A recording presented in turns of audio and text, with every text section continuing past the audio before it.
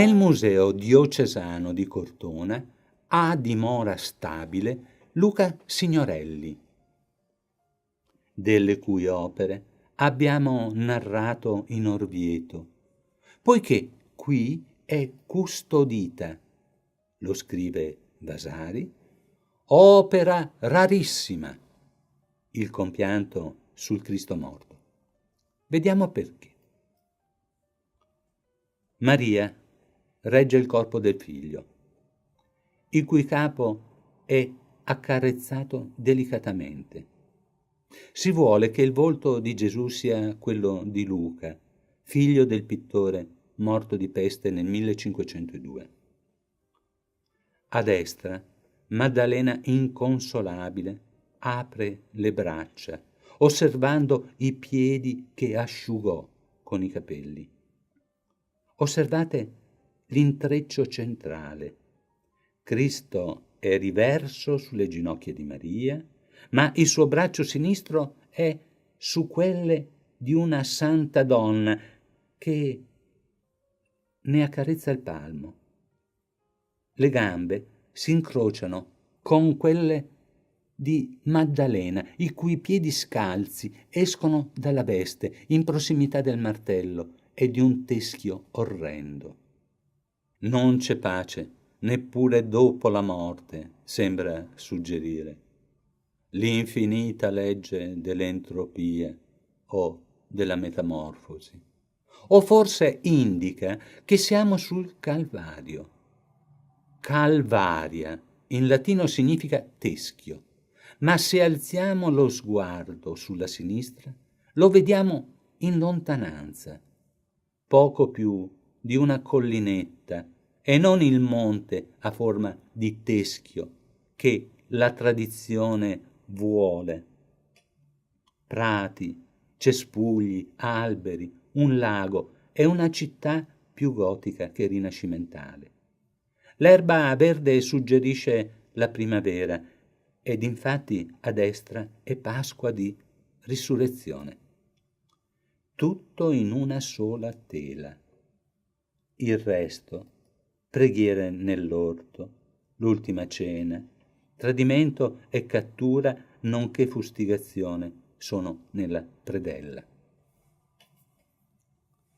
La comunione degli apostoli del 1512 è iconograficamente insolita.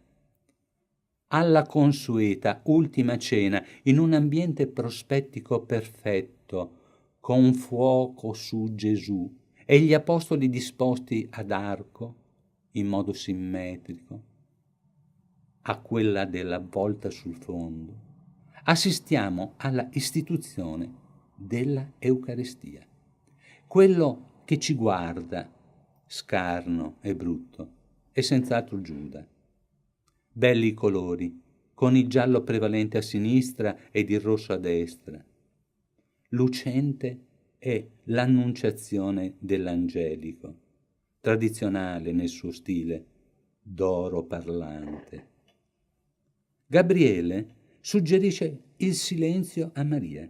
Il messaggio viene teletrasmesso con caratteri solari e latini.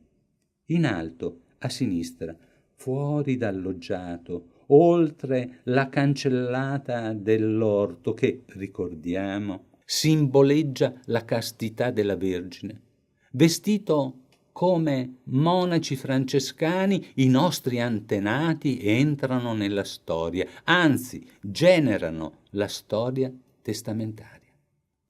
La Immacolata Concezione è il capitolo primo della salvazione dal loro peccato che su noi ricade, da quando esiste il tempo, ossia viverne solo una infinitesima frazione nella continua domanda, mutuata da un aforisma di Oscar Wilde: o esce lei, la morte, o esco io. Noi stupiamo davanti all'assunta di Bartolomeo della Gatta, che fu frate fiorentino, architetto e, vedremo, musico. La scena è divisibile tra gli apostoli a semicerchio attorno al sarcofago vuoto trasformato in fioriera. Per inciso, sono 12, quindi c'è anche Giuda, seppur in spirito, essendosi nel frattempo impiccato. Le due figure bianco vestite potrebbero essere Santa Margherita di Tortona ed un frate francescano, anche se prevale la tesi di Santa Scolastica e San Benedetto. Interessanti sono i volti, anche gli apostoli, quindi invecchiano. Ma è nella parte alta che c'è la festa per la cerimonia di consegna della cintura di Maria a San Tommaso, che guarda in su, dubitando, come sempre. Arpa, violoncello, violino, chitarra, tamburelli ed altri strumenti ancora fan musica ed altri angeli cantano, i serafini danzano e Maria, in splendore, s'allieta il cuore. Ci piace concludere il viaggio nell'arte con l'arte del vivere. Per cui attraversate Pienza, la città ideale di Enea Silvio Piccolomini.